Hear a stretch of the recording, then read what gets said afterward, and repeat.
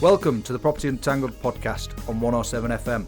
We're here to assist you through the world of property investment. With myself, Dave Petersen, we'll be going through the basics of investing. Have you ever thought about investing in property but don't know where to start? Let's untangle the basics together. So, a little bit about my background. I started in property helping others be successful, and that was down to painting walls, cleaning, gardening. I then thought, how can I do this for myself? Took the investing route, made some mistakes, which we can certainly go on to talk about. It led me to then purchase an estate agency, and this was all alongside a career in professional rugby. I thought I need to make sure that life after is sorted, and property was always on the agenda. Through that estate agency, I assisted people to buy and sell property.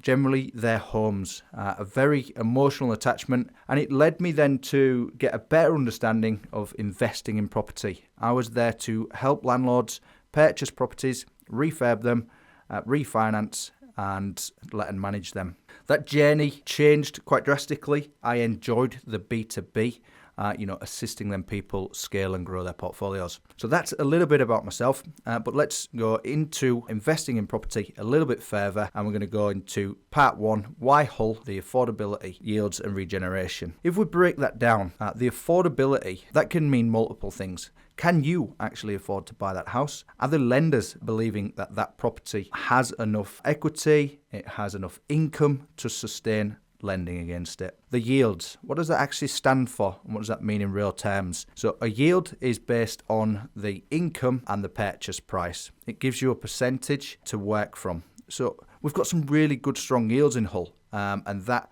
is why people come here to purchase. Generally the average is around 10%.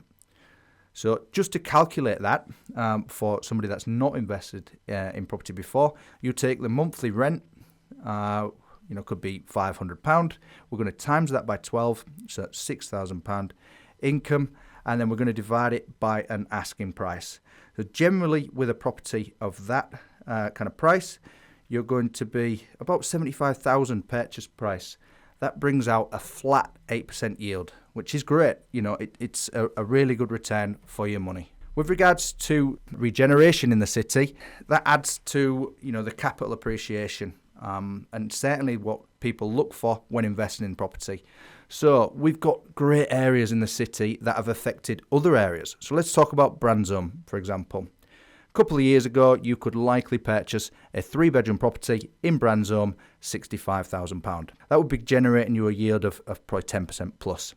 Now though, Kingswood has really come up. There's a lot of investment there, new builds, which is challenging the market. So Brandsome, therefore, people are selling their properties there to move to Kingswood. That in turn is testing the market constantly. So these people spend some money on their house, they make it look very well presented, go ahead and sell it and move to Kingswood. How that's had a knock-on effect on investing is that them house prices are constantly being tested, so therefore increasing. We're now at a 3-bed property, it's probably about £110,000. So a big difference. Creating a lower yield, but all being said, rental income has certainly increased over the last couple of years. And we're talking, 30% plus increase. I'm going to go on to the main ways property investors make money. And we, spoke a little bit about the yields. So that's the cash flow. All right, what's actually going to be coming into your bank after all the costs? So cash flow in property is key. You've got to be mindful of what income you're getting and what are all the costs. So to break that down, you're going to have maybe mortgage lending. You're going to have insurance, maybe a letting agent fees. These are all going to be coming out on a monthly basis. So what does that cash flow look like? We average between £150 and probably £250 a month here in Hull as actual cash flow. We then, take into consideration that you may have a void period. So that's when a property is empty, is vacant, that tenant's left, and you've got to then re-advertise it and get that property relet. So we've got to think about them costs. We generally put a percentage against that, and it's probably 10% throughout the year. We're looking at appreciation. That's how you're going to make money, right? So generally, properties are always going up in value. We do see dips across the years for sure, and that's due to different things or uncontrollable things, shall we say, without digging into that deeper. That might be government decisions, lending criteria is tightening up, therefore that appreciation might not be quite there. And tax planning. That's a very important thing. For you to make money, it's understanding how to build a portfolio efficiently. We've had different laws and changes over the years, but let's just talk about now. There's two options. You can buy in your personal name or you can buy in a limited company. Limited company is more tax advantageous in some ways because that income is then ring-fenced in that limited company and you can extract that in different ways. But today, it's not about going deep into that. It's just giving you the basics to think about when purchasing properties. So that's the end of part one. We discussed affordability, cash flow, and how to build an investment portfolio. We're going to lead into part two, and that's going to be me myth busting about investing and how to avoid costly beginner mistakes. You're listening to Property Untangled, sponsored by CityGate North, guiding investors with clear advice, local knowledge, and real opportunities. Call 01482 429 090. Welcome back to Property Untangled podcast on 107 FM with myself, Dave Petersen.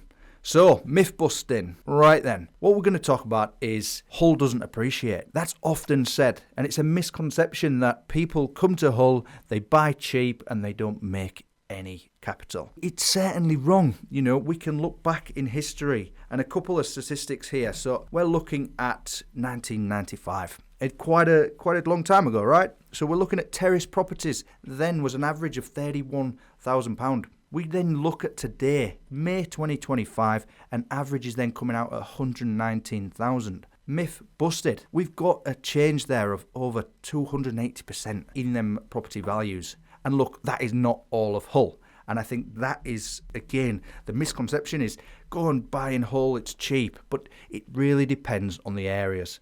So focus down and learn about the areas, and therefore you will earn money and capital appreciation. Hull is a great place to invest. Another, you need lots of money to start. That might be the case in London, Manchester, Leeds, or other big cities.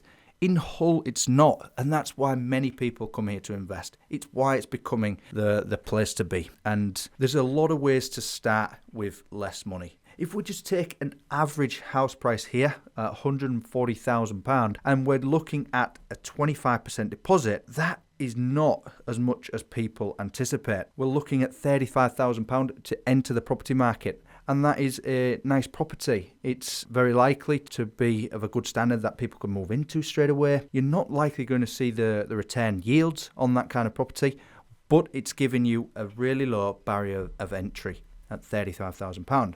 We can go lower in the market in Hull. We can pick up a 2-bed terrace property for £60,000. So that barrier of entry coming even lower. So do you need a lot of money to invest in Hull? The answer is no. But you do need money. We're going to talk a little bit about costly beginner mistakes, because it's all well and good you having that £35,000 and going out there and buying a property. What we need to discuss is where you're buying it, why you're buying it, and does it actually work for you? What is your strategy and method behind investing in property? You've got to look at the areas you're investing, understand what capital appreciation has been there before, understand the rental incomes in that area. Is that going to be enough to cover your mortgage and the costs we alluded to in part one of this podcast? We need to understand the demographic of the tenants. Are you going to get longer void periods? Will they remain in your property? Will their circumstances change? These are all things that are going to help you avoid making them mistakes. Is it going to be refinanceable if the market changes? I guess here it's really digging deep and knowing and understanding the local knowledge. And there's people out there to help you in different walks of life. Someone that might have invested before. You've got the professional property agents and etc. So I think that leads me nicely on to needing to network to avoid these mistakes. get in touch with a local builder. Get in touch with an electrician, a plumber, because these things will then assist you when you may have an issue with that tenanted property. And believe me, it doesn't matter if you did a 20 grand refurb, you are still going to get property problems while that tenant is in situ. We certainly hope you don't, but networking with the right people is going to assist you to deal with that cost effectively and efficiently. That's just 2 good, solid ways to avoid beginner mistakes. There's certainly a lot more, but there's certainly things to think about when investing in property. Property Untangled on 107 FM with CityGate North, helping landlords and property owners sell with ease and matching them to ready investors. Call 01482 429 090. Welcome back to the final part of the first Property Untangled podcast with 107 FM. We're going to go straight into the Hull spotlight. This is going to be a local area.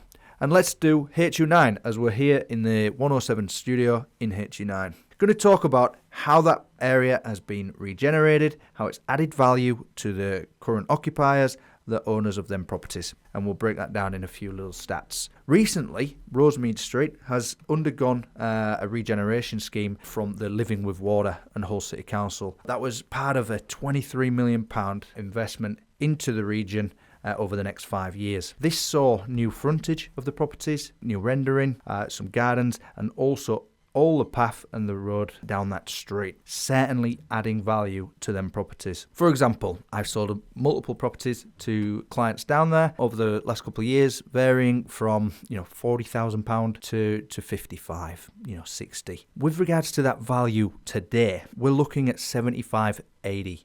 And that's for a 2-bed terrace property in that area. So they was investing a couple of years ago, at that lower value, 40 and 50. The rental income was likely to be 450 per calendar month, and now we're looking at 595, 600, maybe even tipping that amount. And that's just due to changes that have happened over the last few years. So to me, it's a great investment area and one where regeneration has certainly helped the capital growth. And as we say, the rents continue to rise. So that is why property investment is a top option for people out there. So that pretty much wraps up this podcast. But what we do want to do is leave you with an untangled tip of the podcast. Get your network right. The right people around you will assist you in the journey. Thank you very much for listening to myself, Dave Petersen, with 107 FM, and that is the Property Untangled podcast. Property Untangled on 107 FM is brought to you by CityGate North, helping sellers exit smoothly and buyers unlock Hull's property potential. Get in touch. Contact citygatenorth.co.uk.